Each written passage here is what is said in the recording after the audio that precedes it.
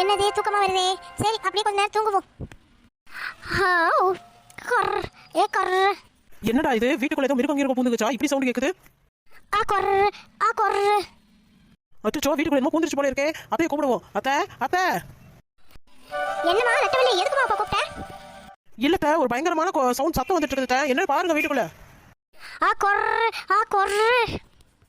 ஆமா, ஒரு பயங்கரமா சவுண்ட் கேக்குதே. அத்தை சீக்கிரம் பாருங்க, நாத்து வேற தூங்கிட்டு இருக்கற. அப்படி நாத்து சைடு ஏதோ சத்தம் கேக்குது. கர் ஆ கர். ஆமா ஆ கர் ஆ கர். என்னது, நம்ம உள்ள கொரட்டை வீடுறதா இப்படி வீடு அலாறதா? அடடே, இது தெரிஞ்சா இவகிட்ட நம்மளுக்கு ஒரே அசிங்கமா போயிருமே. இரு, அவ பேசிடுவோம். ஏன் நட்டவழி, என் புள்ள கொரட்டை விட்டு தூங்குறது ஏதோ மிருகம் கத்துற மாதிரி இருக்காடி? அத்தை அதெல்லாம் ஒண்ணும் இல்லைங்க. ஏதோ சத்தம் வருது, பயமா இருந்துச்சு, அதனால தான் உங்களை கூப்பிட்டேன். குட்டவழியா தூங்கிட்டு இருக்கா, அது உனக்கு தெரியாதோ? சொல்லுங்க அத்தை, மாத்த சொல்லுங்க இந்த கொரட்டை சத்தத்தை. என்ன ஒரே நாய்ஸா இருக்குது, நிம்மதியா தூங்க கூட விட மாட்டாங்களோ?